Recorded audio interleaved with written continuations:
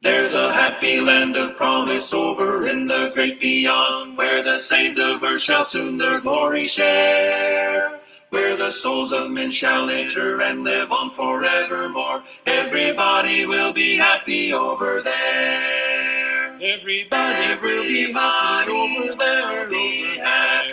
We'll be happy over there. We will shout and sing His praises for the never-ending praise. Everybody will be happy over there. Mothers, fathers, sisters, brothers will be singing round the throne in that land where no one ever knows a care. And the Christians of all ages will join in the triumph song. Everybody will be happy over there. Everybody will be happy over there. We'll be happy over there. We will shout and sing His praises for the never-ending praise. Everybody will be happy over there. We will hear nobody praying and no mourning in that land, for no burdens there will be for us to bear. All the people will be singing glory, glory to the Lamb. Everybody will be happy over there. Everybody will be happy over there. We'll be happy over there. We will shout and sing His praises for the never-ending praise. Everybody will be happy over there. There we'll meet the one who saved us and who kept us by His grace, and who brought us to that land so bright and fair. We will praise His name forever as we look upon His face. Everybody will be happy over there. Everybody will be happy over there. We'll be happy over there. We will shout and sing His praises for the never-ending praise. Everybody will be happy over there.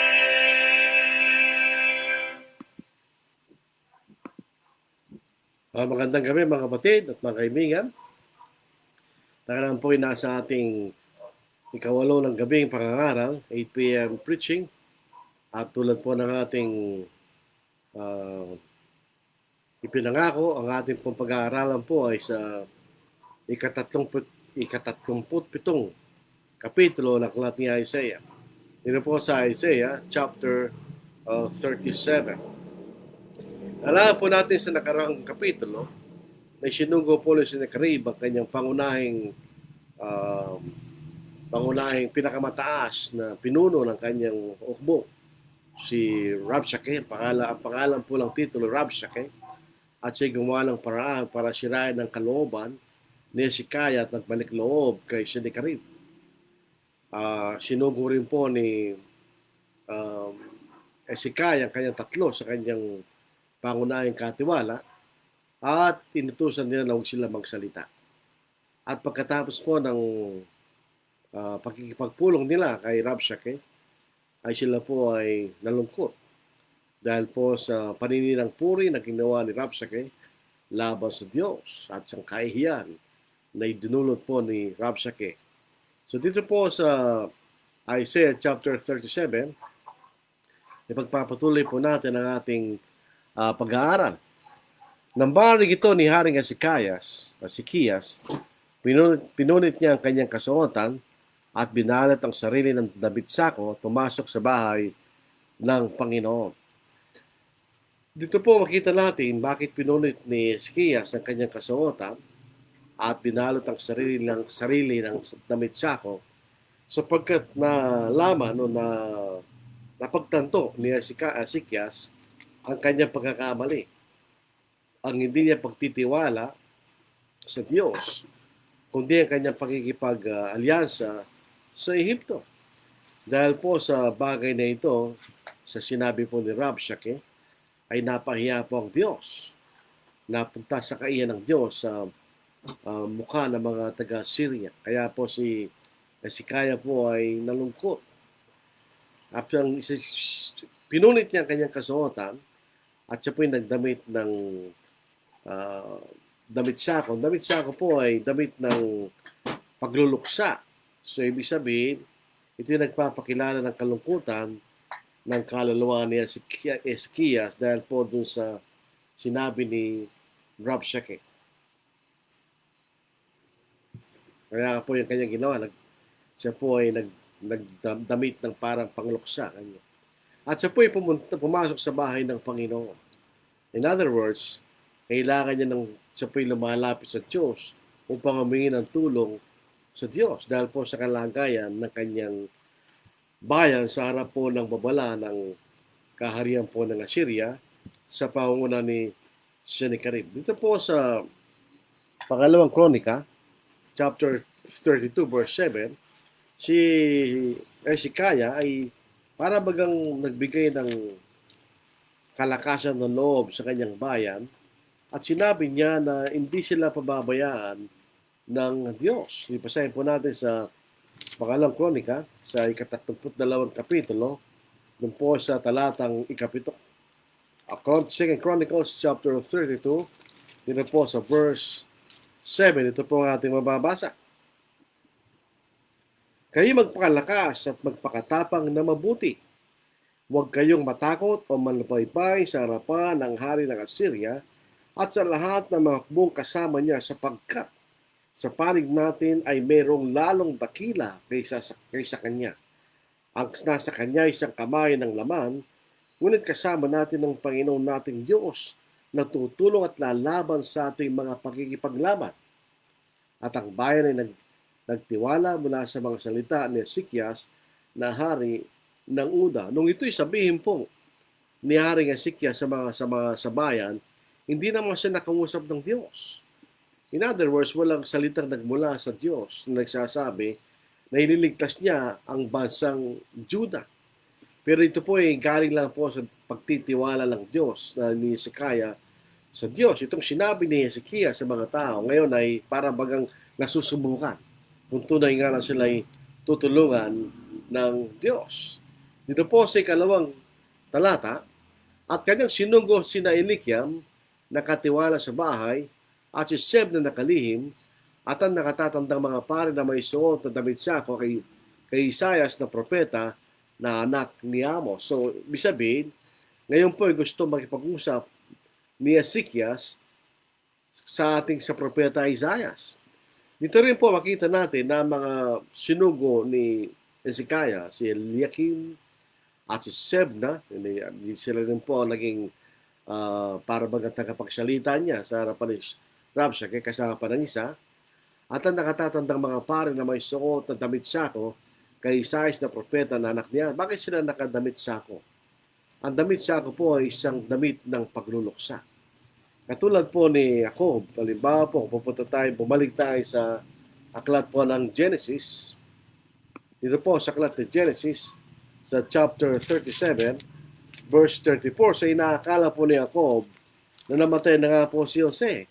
Siya po ay nagluksa para sa kanyang bunsong anak noon dahil hindi pa naipapanganak si Benjamin.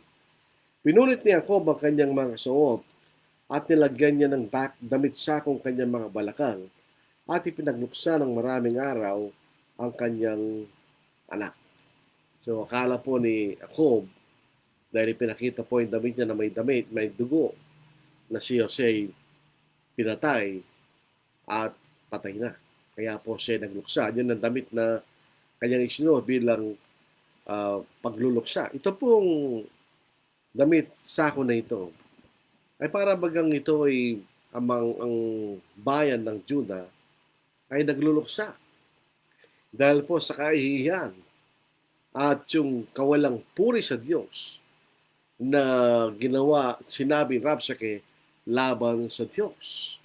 At gayon din po sa bahagi ng kailang hari na hindi siya lubusan nagtiwala sa Diyos at siya nagtiwala sa mga tao at nakipag-alyansa sa kaharian ng Ehipto. So ito po isang pagluluksa. Kaya po sila nagdamit ng sako kanya. Sila pumunta kay Isaias. Siya po ay isang propeta. Dahil napagtanto po nila na walang kabuluhan kung sila po ay magtitiwala sa tao. At kinikilala po nila si Isaias na isang tapat na propeta ng Diyos. So ibig sabihin, mas magandang sila'y lumapit sa tapat na propeta ng Diyos sapagkat ang sasabihin niya ay galing sa Diyos. Dito po sa Old Testament, dito sa Deuteronomy, sa ika-18 kapitulo, may mga palatuntunan na ibinigay ang Diyos tungkol sa mga propeta. Sa talata ng 20, ngunit ang propeta magsasalita ng salitang may kapangahasan sa aking pangalan na hindi ko iniutos na kanyang sabihin o magsasalita sa pangalan ng ibang mga Diyos, ang propetang yun ay mamamatay. At kung sasabihin sa inyong puso, paano namin malalaman ang salita na hindi sinabi ng Panginoon? Kapag ang isang propeta ay nagsalita sa pangalang Panginoon, kung ang bagay na sinasabi ay hindi naganap ni nagkatotoo, ang salitang iyon ay hindi sinabi ng Panginoon. Ang propetang iyon ay nagsalita ng may kapangahasan, huwag mo siyang katakutan. Pero si propeta Isaias po isang tapat na propeta ng Diyos. So sila nagtitiwala ng Diyos ay magsasalita sa pamamagitan ni Isaias. Dito po sa 3 talata.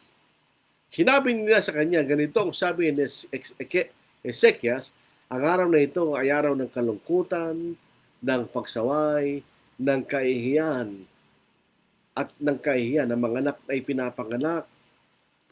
pinapanganak na at walang lakas upang sila'y mainuwal. Ngayon, 3 sinabi ng araw na ito, ang araw na yon ay 3 bagay.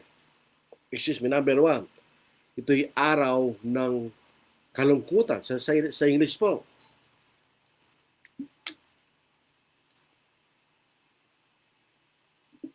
they said to him, that says Ezekiah, this day is a day of trouble and rebuke and blasphemy.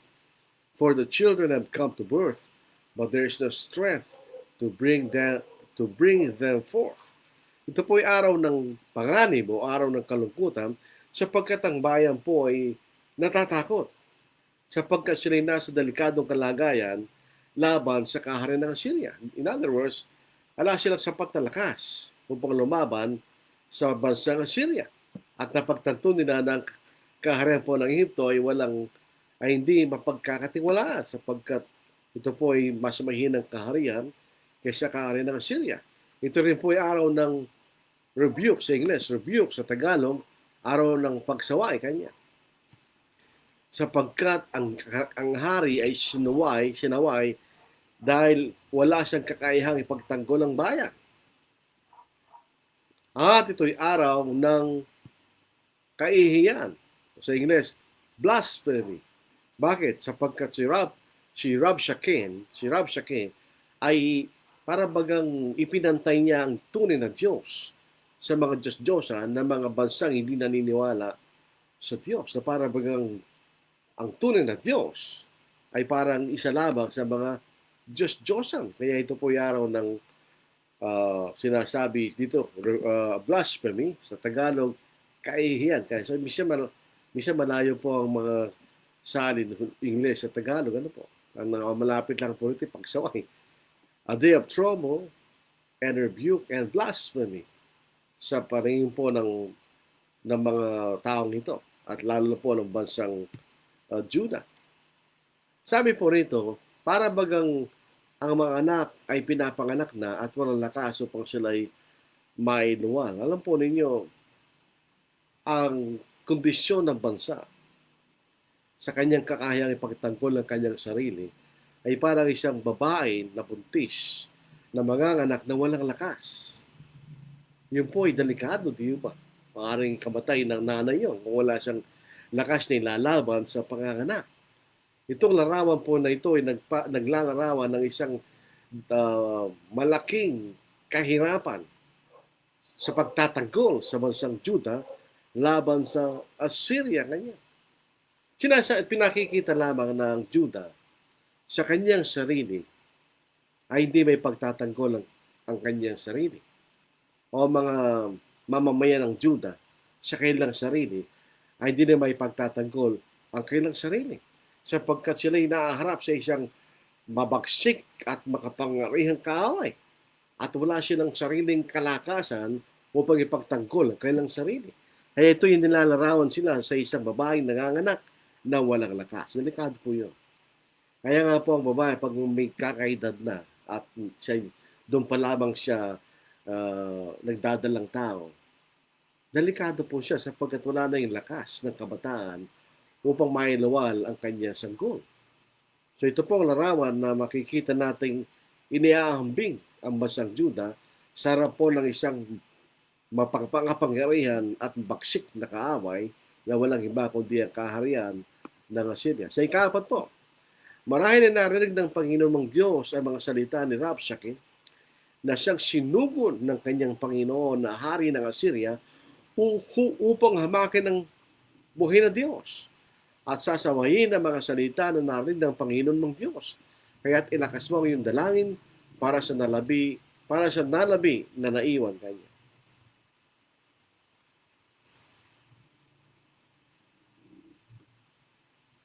Hindi po nila kinikilala ang Diyos bilang tunay na Diyos. Subalit kinikilala po nila ang katapatan ni Isaias at kung ihahambing sa kanilang pananampalataya, ay sila po ay para bagang nagkakaroon ng pagdududa sa pananampalataya na sa Diyos. Kaya para bagang hindi sila nararapat na ang kinin ng Diyos ay kanilang Diyos. Kaya sabi niya, the Lord your God. Abang kinakausap nila si Isaias, para bagang sila ay hindi kasing tapat ni Isaias.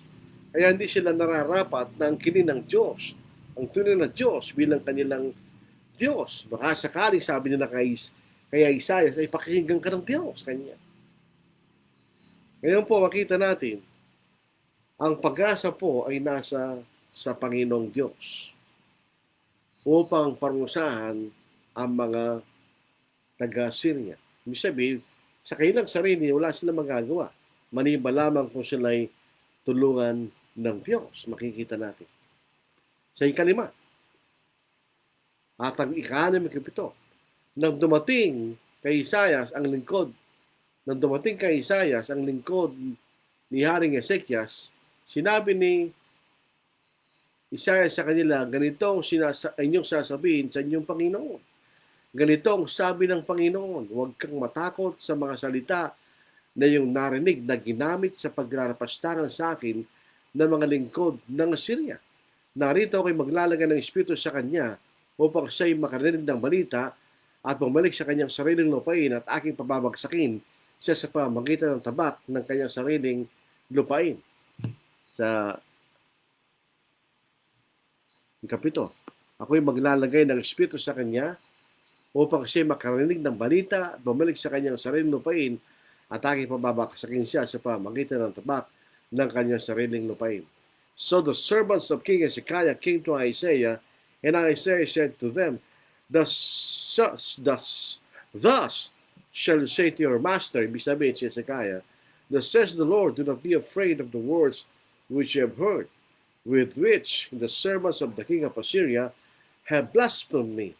Surely I will send a spirit upon him, and he shall hear a rumor, and return to his own land, and I will cause him to fall by the sword in his own land. Kanya. So makita natin, pinakikita rito ni Isaiah na kung mayroong tunay na pananampalataya sa tunay ng Diyos ay walang dapat ikatakot kanya. So dito pinapangako ng Diyos na hindi magtatagumpay ang balakin ni Sennacherib na sakupin ang Jerusalem. Ito po salitang servants, ito po ay ang ibig sabihin ay mga binata, mga bagong sa aming sa Kapampangan, bayong tao, kanya, binata. Ito po ay isang salita na ginamit ni Isaias na hindi para bang nanglalait kanya. Ito'y termino ng panglalait. Ang ibig sabihin, walang kwenta yung mga sugo na yun ng hari ng Assyria para lang sila binata o mga lalaking para bagang hindi pa wala pa sa edad. Kayang-kaya ko yan, sabi ng Diyos. Kayang-kaya ko silang talunin. Yan ang sinabi. Huwag kayo mag-alala. Yan ang pangako ng Diyos. At sinabi kay Isaiah. Itong sinabing spirit or rumor, sinasabi po rito. Pagbalik po ni Sennacherib sa Nineveh kanya. Babalik siya sa Ninibe. Sa ikaw ano?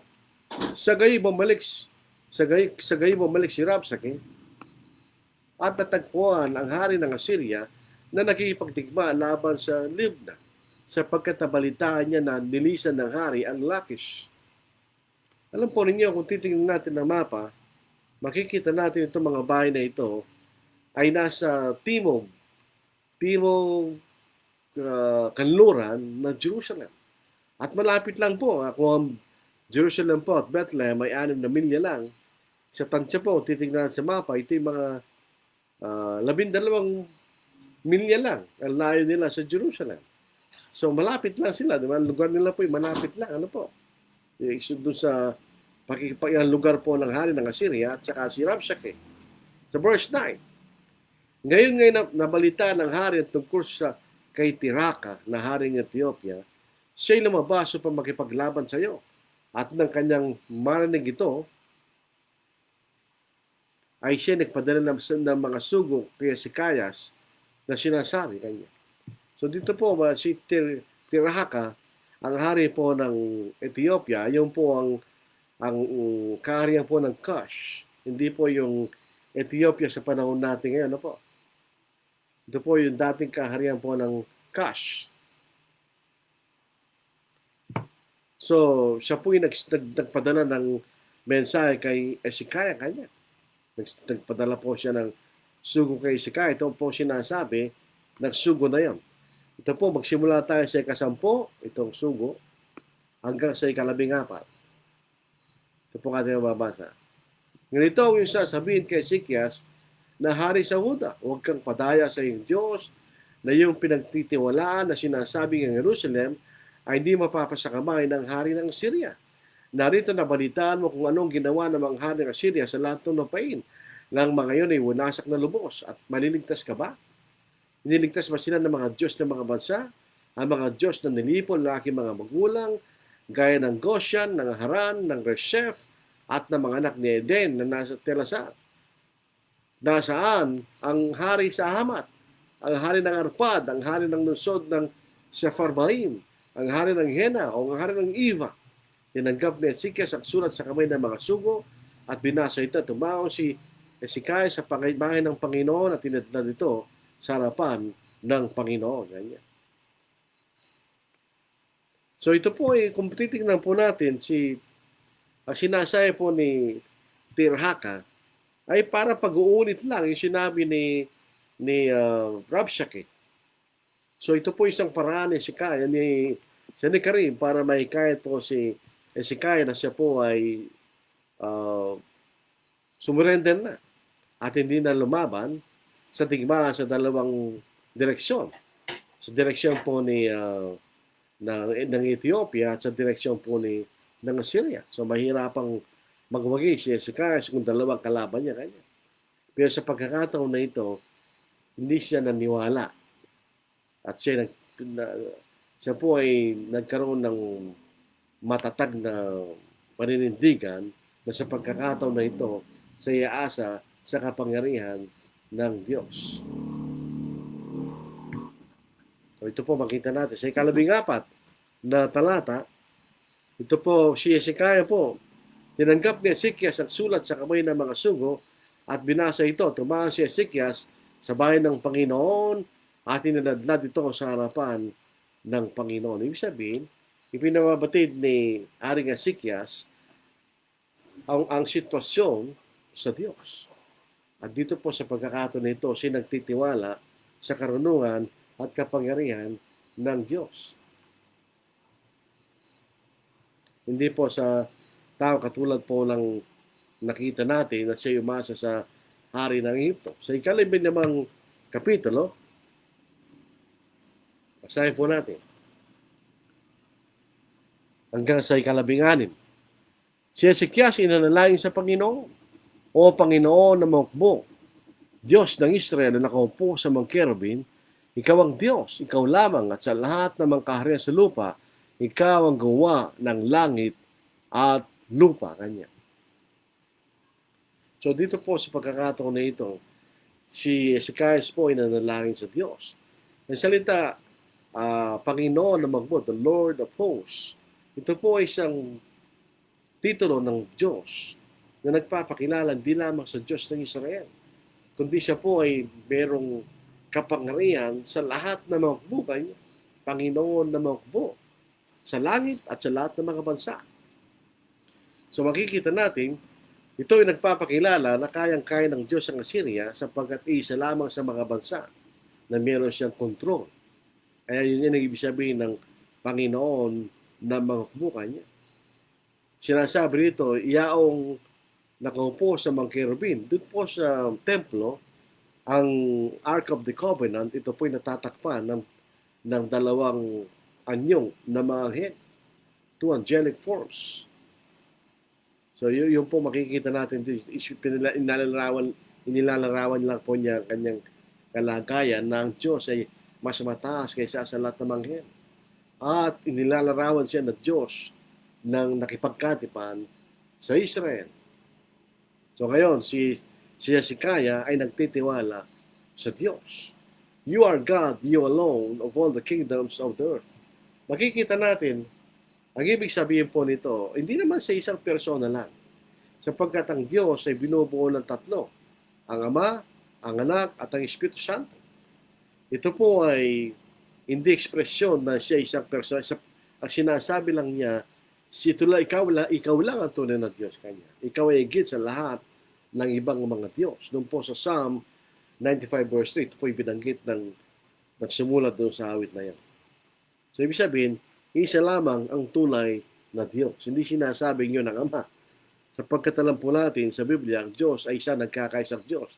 Binubuo ng Ama, ng Anak, at ng Espiritu Santo. Dito po sa 17 talata, ikiling mo ang iyong pandinig, O Panginoon, at yung dinggin, imulat mo ang iyong mga mata, O Panginoon, at tumingin ka. Pakinggan mo ang lahat ng salita ni Sennacherib na kanyang ipinasasabi pang lapastanganin ang buhay na Diyos. Kanya. Sabihin, pinakikiusap ni Hezekiah na buksan ng Diyos ang kanyang pakinig kanya. At pakinggan niya kanya ang sinabi ni Sennacherib. Sabi niya, incline your ear, O Lord, and hear, open your eyes, O Lord, and see, and hear all the words of Sennacherib, which he has sent to reproach the living God. Ang makikita po natin, ito po ay limang ang pakiusap. Sa Tagalog po, basahin natin. Ikiling mo kanyang pandinig, at yung tingin, imulat mo yung mga tatumingin ka, pakinggan mong salita ni Sennacherib. So 5 po yung sinasabi ni Ezekias. Hindi ibig sabihin ng Diyos ay may literal na mata at tenga.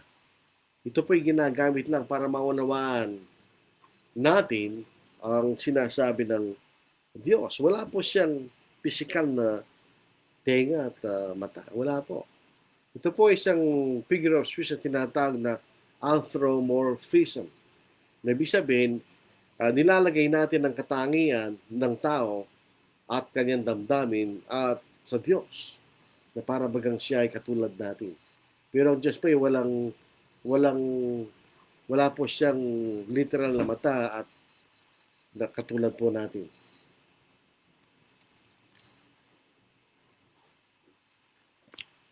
Makita po natin sa pananalita po ni Rabshakeh, hindi naman actually ang bayan ang napahiya, kundi ang Diyos. Sapagkat ang karangalan ng tunay na Diyos ay kanyang ininsulto. At kaya po ito ay siya para bagang alalahanin ni Haring Hezekias at ipaalam sa Diyos kung ang panginsulto na ginawa ni Rabshakeh. Sa 18, sa katotohanan ng Panginoon, ang lahat ng mga bansa ay sinira na mangha ng Assyria at ang kailang lupain. Inihagi sila ang kanyang mga Diyos sa apoy sapagkat sila hindi mga Diyos, kundi mga gawa ng mga kamay ng mga tao, kahoy at bato, kaya't kanilang sinira ang mga ito. Ganyan. Ibig sabihin, ito po salitang dalawang Diyos, di ba? Hindi mga Diyos, sabi rito. Inihagis nila ang kailang mga Diyos sa apoy sapagkat sila hindi mga Diyos, kundi magawa naman kami ng mga tao kahit bato, kaya't kayang sinira ang mga ito. Ito pong salitang mga Diyos Ito po ay galing sa salitang Elohim. Kapag ito'y ginagamit sa mga Diyos-Diyosan, ito'y sinasalin na maramihan. Pero pag ito'y ginagamit sa tunay na Diyos, ito'y sinasalin na isahan lang o Diyos, kanya. Sabihin, makikita po natin na ito mga Diyos-Diyosan na mga bansa ay hindi tayo ligtas ang kailang mga bayan sapagkat hindi sila tunay na Diyos. Katulad po sinasabi sa awit, sa 115 aawit sa mga talatang unang gayong 8. Sapagkat sila nasira sapagkat hindi sila mga tunay na Diyos. Di nga po sa binanggit sa 12 hanggang 13 talata ng kasalukuyang kapitulo.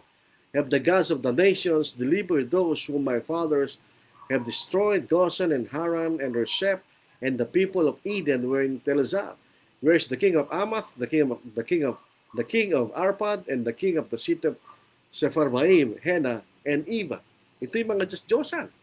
Kaya sila'y nasira sapagkat hindi sila tunay na mga Diyos at walang kakayamang ligtas. Sa verse 20, ngayon nga, o Panginoon naming Diyos, iligtas mo kami sa kanyang mga kamay upang makilala ng lahat na kaya sa lupa na ikaw lamang ang Panginoon.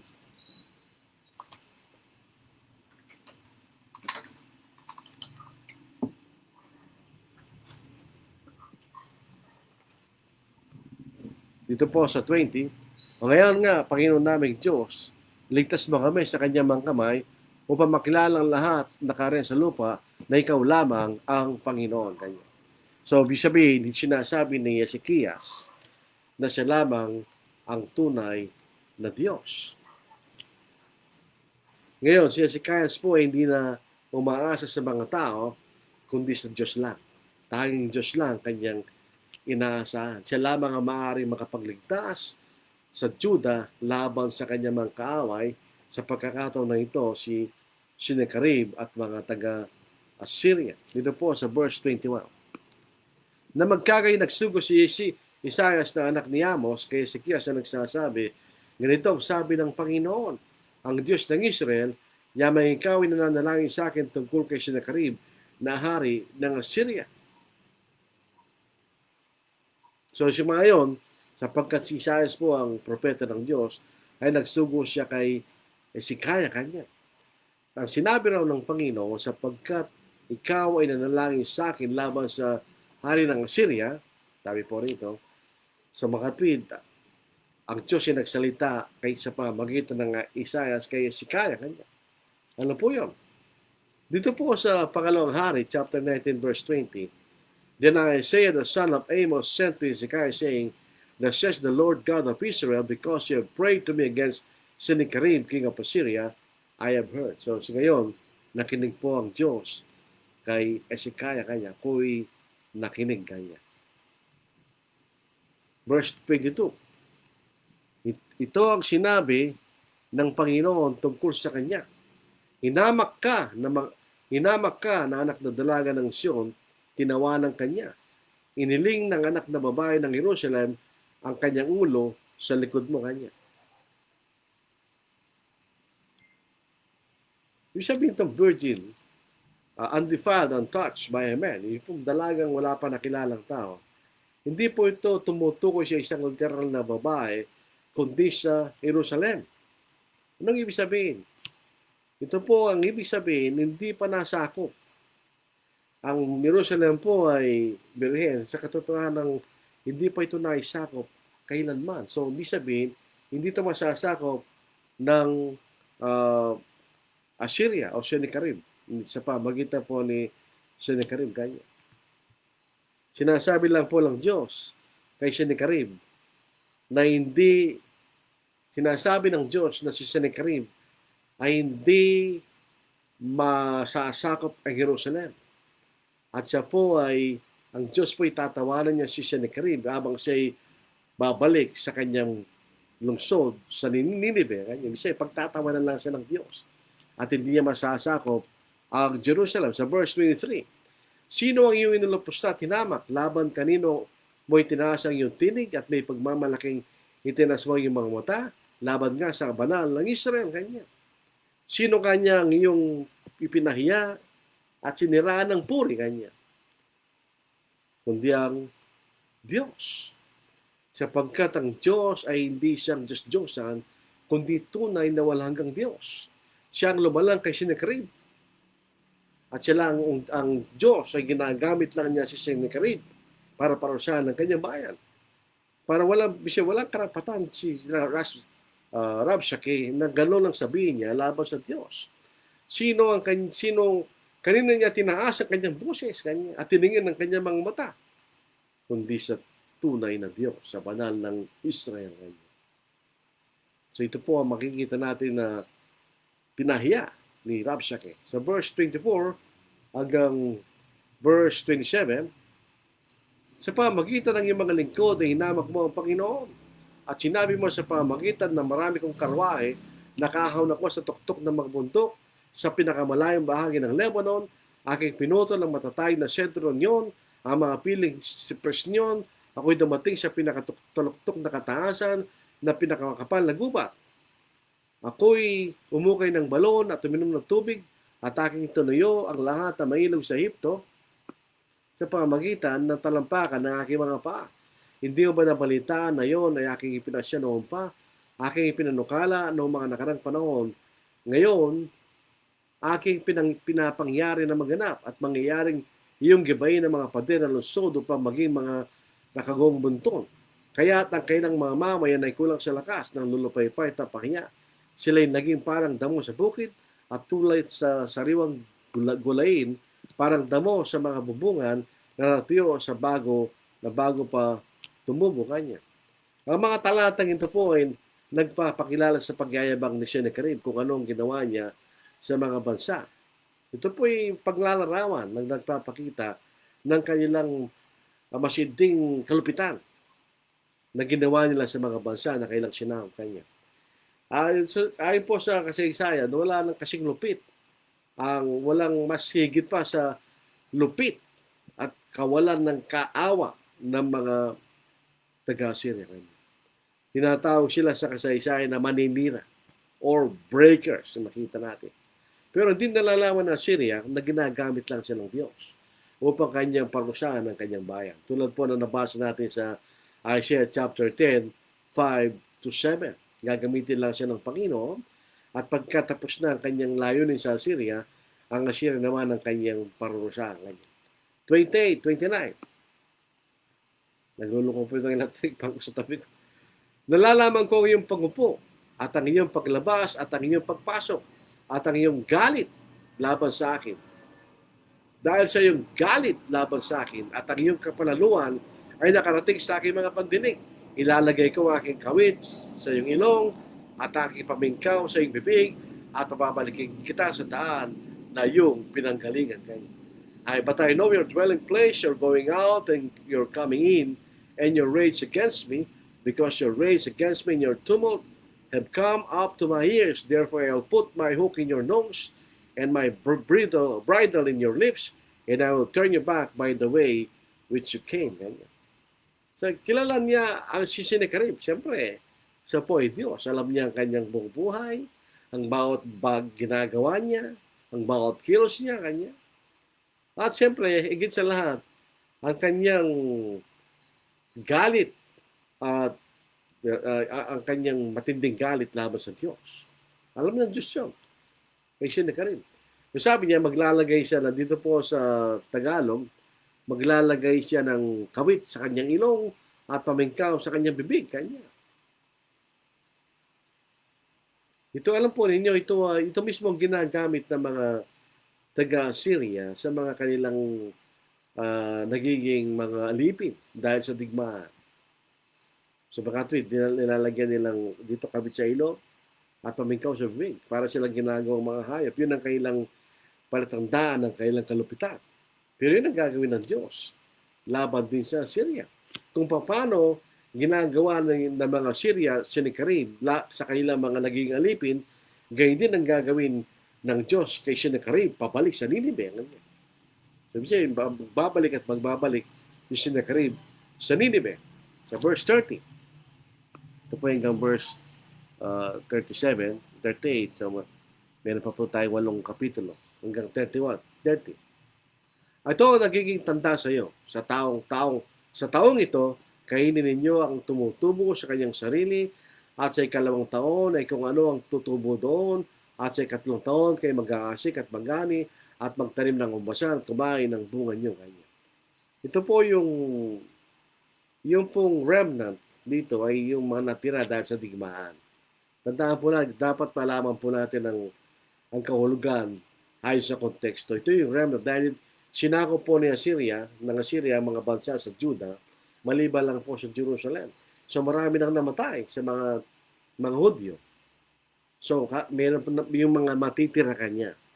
Ito ang tanda na bibigay sa kanila ng Diyos para maniwala sila na ang Diyos ay gagawin ang sasabihin niya kanya.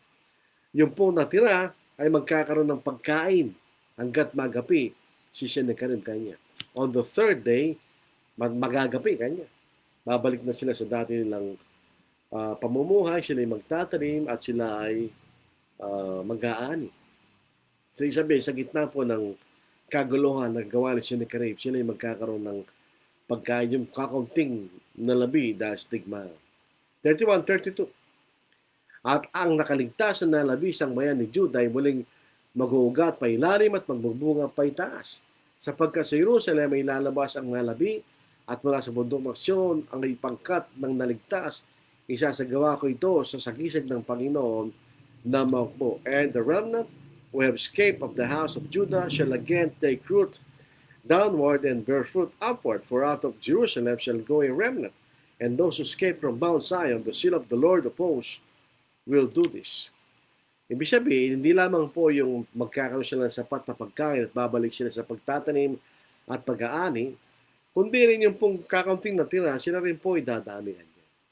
They will be replenished. Kung ano man natira pagkatapos ng digmaan, sila po ay dadami. Tandaan po natin, sa dahil po sa digmaan ito ng Assyria, marami po ang namatay at maraming nasirang mga bayan sa Judah. Ibig sabihin, yung po mga syudad at yung mga tao doon sa mga sinira, sila po ay tumakas patungo sa Jerusalem. At pagkatapos po ng digmaan, sila ibabalik sa kanyang mga lungsod kanya. Kaya sinasabi na mula sa Jerusalem ay lalabas ang mga labi kanya. At sabi po, the seal of the Lord of hosts will do this. So ito'y gagawin ng Diyos. Sinabi ng Diyos, so ito'y kanyang gagawin. Dito po sa 35, sapagkat aking ipagtatanggol ang bayang ito upang iligtas, alang-alang sa akin, at dahil sa aking lingkod na si David, kanya. For my own sake, kanya. Para may balik at mapatunayan ng Diyos at siyang tunay na Diyos. Sapagkat ang sina Sennacherib at ang mga taga-Syria ay ang tingin nila sa Diyos ay katulad lang ng mga Diyos-Diyosan. So dahil sa mangyayaring ito nga niya, pagtatanggol ko sa syudad ng Jerusalem at hindi ito sasakupin para makita nila na ako lamang ang tunay na Diyos kanya at hindi ako Diyos-Diyosan na hindi na ipagtanggol ang mga bayan na sinakop ng Assyria kanya. Pero ako kanya, ay pagtatanggol ko kanya ang lungsod na ito para sa aking karangalan at makilala nila na ako ang tunay na Diyos. For my David's servant's sake, sapagkat may pangako ang Diyos kay David. Yun po sa pangalang Samuel, chapter 7, 12 to 17. When your days are fulfilled and you rest with your fathers, I will set up your seed after you, who will come from your body, and I will establish his kingdom. He shall build a house for my name, and I will establish the throne of his kingdom forever. I will be his father, and he shall be my son. If he commits iniquity, I will chasten him with the rod of men and with the blows of the sons of men. But my mercy shall not depart from him, as I took it from Saul, whom I removed from before you. And your house and your kingdom shall be established forever before you. Your throne shall be established forever. According to all these words and according to all this vision, so Nathan spoke to David. So ito po yung pangako ng Diyos kay David. Ito yung pangako tungkol sa ating Panginoon na siya lulupo sa kanyang luklukan at itatatag ang kanyang kaharian. Ito po yung natupad sa Gawa, ikalawang kapitulo ng Gawa. Kaya so kung masasawa pang Jerusalem, at mamamatay lahat ng mga Hudyo, paano matutupad ng Diyos ang pangako niya kay David? Yun ang punto po ng sinasabi ng Diyos. Then the angel of the Lord went out and killed in the camp of the Syrians 185,000, and when people arose early in the morning, they were the corpses all dead. Itong ginawa ng Diyos. Pinatay niya. Pinatay niya ang lahat na maukbo ng Assyria. Dito po sa pangalawang hari, chapter 19, verse 35, and it came to pass that night that the angel of Jehovah went forth and smote in the camp of the Syrians 104,500, and when men arose early in the morning, behold, these were all dead bodies. So yun po yung dun sa version po ng pangalang hari. Ang sagot ng Diyos ay kaagad. Jehovah's response was immediate. Pinatay. Ito po ang ng Panginoon. Malala po natin sa Exodus chapter 12 verse 23. Ito yung pumatay sa lahat ng pangalan sa Egypto. Ito ang anghel. Tinawag siyang maninira, the destroyer kanya. So mga tweet, ito rin po ang hari o anghel na pumatay kanya. Dito sa lahat ng mga okbo ng taga-Syria. So, dito po 1,000 pinatay sa isang gabi. So, ito ang dalawang huling talata, mga kapatid.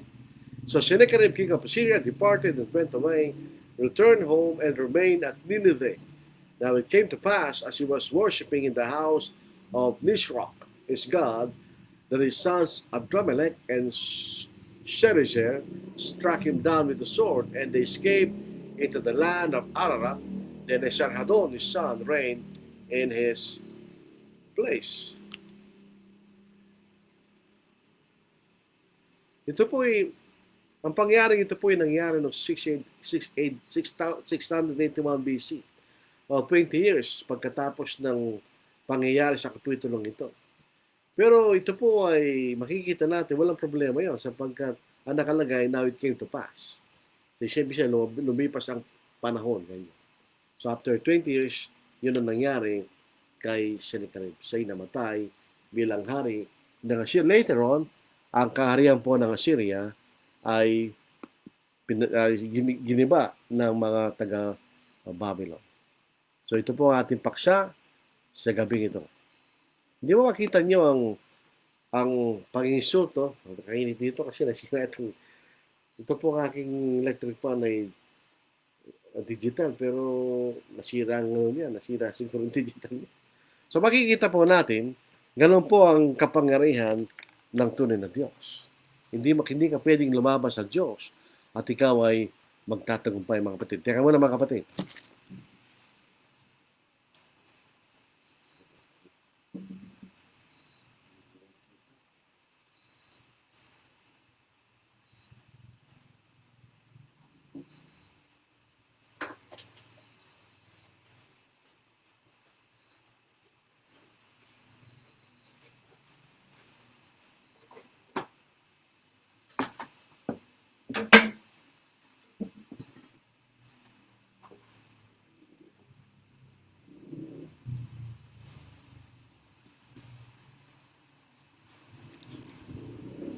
Wala ko ng electric fan. Ito po siya hindi umaayos eh. Kaya ako po naubos sa init. So, John Bautista, hello mga kapatid, ito po ang ating birthday boy. Rachel Goto, good evening. Kennedy Piligambol, gandang gabi po sa lahat. Rafael Ortiz, good evening mga kapatid. Roberto Marasigan, good evening po brother. Jimmy Lacambra, good evening po. Shane Luciano, good evening po. Grace Tagaygay, magandang gabi po brother sa lahat na nakikinig. So wala po atang mga katanungan. So ako po ay nagagalak kahit na medyo mainit kanina. Ayaw ko lang po magambala ang ating pangangaral at ako'y kumuha ng ibang electric fan. So mga tweed, kung wala po tayong mga tanungan, yun po makikita natin dito. Ito po ay magandang bahagi ng pag-aaral sapagkat pinatunayan ng Diyos kung sino siya. Gano'n siya kapangyarihan at hindi siya Diyos-Diyosan. Ito pagkakamali ng mga ng hari ng Assyria at ibang mga hari sa panahon na yon sa pag-iisip ng ang Diyos ng Israel ay katulad ng ibang mga Diyos na walang tunay na kapangyarihan. Pero hindi ganoon ang Diyos. Ang tunay na ang ating Diyos, ang tunay na Diyos, ay talaga makapangyarihan. Siya ay higit sa lahat ng mga tinatawag na Diyos. Dito po sa awit 95, sa ikatlong talata, sa ikatlong versikulo talata, ganito po ang ating matutunghayan. Ito po ay isa sa mga binigay na dahilan kung bakit kailangan nating sambahin ang Diyos. Sapagkat siya Diyos na higit sa lahat ng iba mga Diyos. Basahin natin. Sapagkat ang Panginoon ay dakilang Diyos at dakilang hari sa lahat ng mga Diyos. Yung ibang mga Diyos, ito yung mga Diyos-Diyosan lang, pero siya ang tunay na Diyos. Makapangyarihan ganyan. So dito po natin kung ating pumardob na pag-aaralan itong mga bahagi ito, magkakaroon tayo ng takot sa Diyos. Sagat pinatutunayan niya na siya'y makapangyarihan Diyos. At hindi mo siya pwedeng insultahin, hindi mo siya pwedeng iyahin na walang kagantihan na magbabalik sa iyo. So, sa ating panahon, ninilaan po niya isang araw na ang Diyos ay gaganti. Ayan ay sa huling araw, ibibigay niya lahat ng kahatulan sa kanyang anak. So, hindi mo magandang pag-aral ang Old Testament. Lalo natin nakikilala ang ating Diyos. Walking in sunlight all of my journey, over the mountains, through the deep vale. Jesus has said, I'll never forsake thee, promise divine that never can fail. Heavenly sunlight, flooding my soul with glory divine. Hallelujah, I am rejoicing, singing his praises, Jesus is mine. Shadows around me, shadows above me, never conceal my Savior and guide. He is the light, in him is no darkness, ever I'm walking close to his side. Heavenly sunlight, flooding my soul with glory divine. Hallelujah, I am rejoicing, singing his praises, Jesus is mine. In the bright sunlight, ever rejoicing, pressing my way to mansions above. Singing his praises, gladly I'm walking in sunlight, sunlight of love. Heavenly sunlight, flooding my soul with glory divine. Hallelujah, I am rejoicing, singing his praises, Jesus is mine. So po ay isang awit na tayo lahat alam natin ano po. Pagka meron pong mga bago nagpapaawit, usually yan po ang inaawit nila. Very familiar po tayo sa awit, Heaven and Sunlight. Yun po ang makikita natin sa langit. Ano po? Dito po sa lupa ay punong-puno ng kadiliman,